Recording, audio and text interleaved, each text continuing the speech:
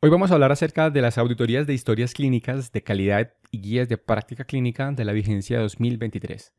Mi nombre es John Jairo Gil, yo soy médico epidemiólogo y auditor en la Clínica Integral Neuromental y hoy queremos compartir acerca de los hallazgos que tuvimos durante todo el año 2023.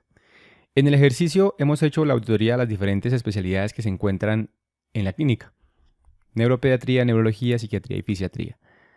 Para ello, evaluamos cuáles fueron sus principales motivos de consulta y esas son las principales motivos de consulta que podemos más o menos clasificar de acuerdo a los diagnósticos registrados en historia clínica, tanto para neuropediatría, neurología, psiquiatría y fisiatría.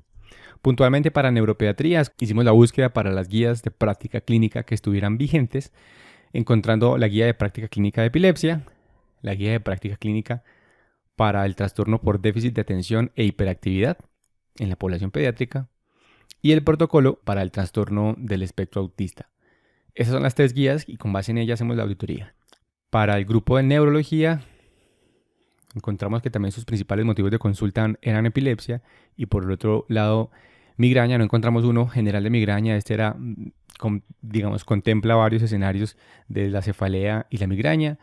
Si tienen a su consideración de pronto la posibilidad de que contemplemos el uso de otras guías de práctica clínica que tengamos o que tengan conocimiento, genial, me lo hacen conocer y podemos utilizarlas e implementarlas para adopción en la institución. Igualmente para psiquiatría, todos los cuadros demenciales, trastornos de ansiedad y trastorno depresivo fueron los principales motivos de consulta. Y en fisiatría, el síndrome de hombro doloroso y la lumbalgia. Estos son dos guías. La guía de lumbalgia es una guía de España y la otra es una guía de hombro doloroso más, relacionado al tema de seguridad y salud en el trabajo, como lesiones laborales, que pueden estar muy relacionados con el ejercicio que hacemos en la consulta, sí, porque gran parte de las atenciones en la institución son derivadas de atenciones para ARL. Sin embargo, insisto, si tienen de pronto el conocimiento o tienen a su mano unas guías que conozcan un poco más vigentes, más actualizadas y más nacionales, estaría muy agradecido que nos las socializáramos para poder implementarlas, socializarlas y evaluarlas igualmente en la institución. Digamos que esta es la gran biblioteca de guías que tenemos en este momento adoptadas para la institución desde la parte de especialidades. Y para cada una de ellas hicimos la evaluación, hicimos la socialización con ustedes y encontramos las recomendaciones trazadoras. O al menos seleccionamos 5 recomendaciones trazadoras. En el ejercicio de las guías de práctica clínica a nivel nacional y puntualmente hablando de las especialidades, pues las guías de práctica clínica buscan más enfatizar sobre actividades que se hacen en primer nivel de atención, ¿sí? El concepto de diagnóstico, el concepto de remisión, el concepto de abordaje terapéutico, recuperación, rehabilitación. Por eso muchas veces las guías de práctica clínica son difíciles de aplicar a nivel nacional frente a una especialidad, porque per se la especialidad ya tiene el conocimiento y el abordaje frente a ello. Hay unos elementos que se pueden presentar algunas desviaciones, pero en esencia el ejercicio del especialista está basado profundamente y mucho más allá de lo que una guía de práctica clínica tiene a su alcance. A pesar de ello hicimos, la selección de guías de práctica clínica. Quisiera señalar puntualmente la de epilepsia, que es quizá la que pueda presentar un poquitico más de desviación al momento de hacer la auditoría, porque hay una puntualmente que habla sobre el uso de la motrigina en las mujeres. Seguramente en el ejercicio clínico lo tienen ustedes muy claro y al momento de formular el uso de la motrigina contemplan el manejo simultáneo con algún tipo de anticonceptivo a base de estrógenos, porque pues ya está demostrado que puede presentar unos niveles de este medicamento y por supuesto favorecer la aparición de nuevas crisis. Estoy seguro que lo tienen claro, pero al momento de hacer la auditoría en la historia clínica no queda evidencia de que se ha evaluado dicho componente. Entonces es muy importante, esta variable se evaluará siempre y cuando el paciente esté en manejo con la motrigina, pero sí se ve que tenemos varias mujeres en edad fértil en manejo con la motrigina, al cual no le hacemos, la recomendación o la salvedad del uso de anticonceptivos o no, y que esto quede documentado. Digamos que hay todas las recomendaciones que se evaluaron trazadoras dentro de todas las guías que hemos evaluado.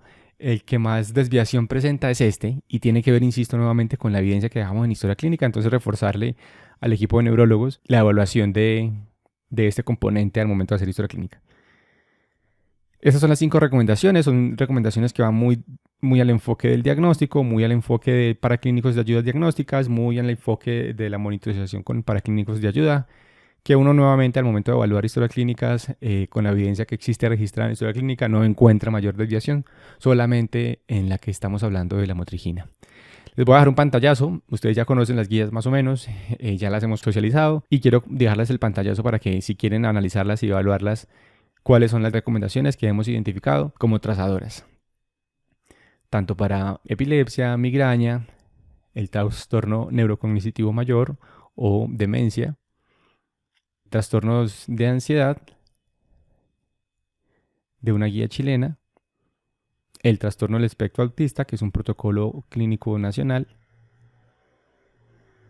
Va muy orientado al tema de diagnóstico y cómo hacer más o menos el abordaje, que va muy de la mano a las actividades que en la institución se realizan y que el equipo de neuropediatría realiza. La guía de práctica clínica para el trastorno por déficit de atención e hiperactividad. ¿Cuáles son las recomendaciones que identificamos como recomendaciones trazadoras? Igualmente para el hombro doloroso y para la lumbalgia. Nuevamente, digamos que desde fisiatría, si conocen de pronto alguna guía de práctica clínica o algún protocolo que podamos implementar en la institución, sería muy valioso. Enfatizar que al momento entonces de evaluar las guías de práctica clínica, uno realmente encuentra que hay una muy buena adherencia a las recomendaciones como tal, ¿sí? Tenemos una buena adherencia, el ejercicio del cumplimiento de las recomendaciones de las guías de práctica clínica es en su gran mayoría 90 al 100%. E insisto nuevamente, la única desviación que se pueden encontrar en esencia están más evaluadas, más relacionadas con lo que podamos dejar registrado en historia clínica, y por eso ese llamado puntual al tema de la lamotrigina y el uso anticonceptivo es porque obviamente desde el ministerio, el uso de medicamentos y toda la articulación con otras guías de práctica clínica como son las de embarazo, parto y puerperio y ruta materno-perinatal, pues hace, digamos, muy importante que dejemos siempre evidencia de este componente en historia clínica. Para finalizar, realmente, insisto nuevamente, el ejercicio de adherencia a las guías de práctica clínica es satisfactorio, salve la desviación que les acabo de documentar. Pero no solamente evaluamos la adherencia a guías de práctica clínica, sino la calidad de nuestros registros. Ya lo hemos hablado con anterioridad. Lo que evaluamos realmente es que en la consulta o en la historia clínica podamos evidenciar la trazabilidad de la atención, es decir, por qué está viniendo el paciente, a qué llegó el paciente, con qué elementos está llegando el paciente a la consulta, cuál es el diagnóstico y con base en qué definí yo que este es el diagnóstico y con base en ese diagnóstico entonces cuál es el pronóstico del tratamiento o el plan de manejo que tenemos con el paciente. Si yo logro identificar eso en una historia clínica, fantástico. Y realmente tenemos, debo decirlo, y me sorprende gratamente porque la experiencia me ha enseñado que la consulta de la especialidad a veces en historia clínica es muy escueta y digamos por temas de tiempo, X, Y, realmente es así. Pero en la clínica neuromental, una grata sorpresa es que sí encontramos historias clínicas con una gran estructura que logra identificar cuál es la trazabilidad de la atención.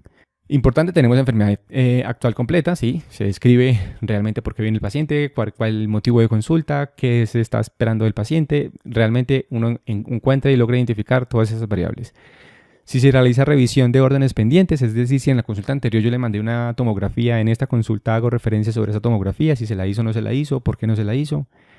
Reconciliación de medicamentos, sí, estamos evaluando que los medicamentos que se esté tomando, que se le ha ordenado con anterioridad, lo esté tomando actualmente, y vuelve y juega. Uno realmente sí encuentra que en el ejercicio sí se describe, gracias a Dios en la historia clínica, que el paciente sí está con buena adherencia al medicamento, si se lo tomó, no lo tomó, lo dejó de tomar y por eso está con mayor crisis. Son escenarios que realmente es muy grato encontrarlos en historia clínica, que insisto, a veces en la especialidad es difícil encontrar.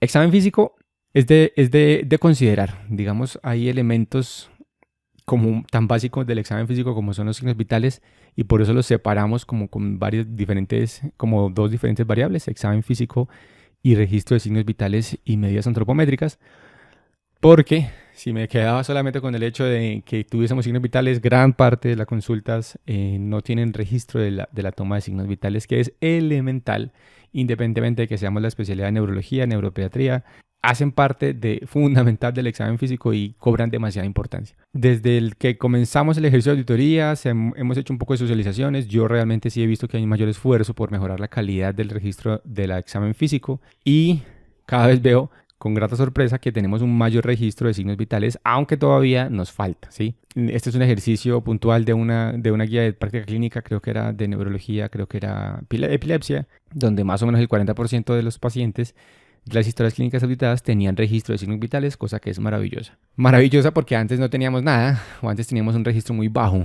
¿sí? Y ha mejorado, pero que todavía estamos lejos de una meta que se espera pudiese ser por encima del 75%. Hay que seguir trabajando, insisto, nuevamente hemos mejorado, pero sí sería muy valioso que contempláramos. Yo realmente contemplo cuando el paciente, yo no espero que me coloquen la temperatura, me coloquen exactamente la frecuencia respiratoria, pero sí elementos tan sencillos como la tensión arterial, la frecuencia cardíaca y el peso son elementos fundamentales. Cuando colocamos estos elementos se evalúa como una variable positiva y digamos favorable para la auditoría. La coherencia, es decir, que lo que estoy ordenando al paciente va acorde con lo que estoy registrando. De repente trae una tomografía y le estoy mandando otra tomografía. ¿Eso es pertinente? Podría ser pertinente, podrá haber coherencia, sí, dependerá de lo que registremos, ¿sí? Si registramos que es que la tomografía estuvo con una mala técnica o que los hallazgos no son coherentes con la clínica del paciente y por eso vamos a solicitar otro paraclínico nuevamente en un periodo de tiempo corto, es completamente válido y ahí hay coherencia y pertinencia en ellos.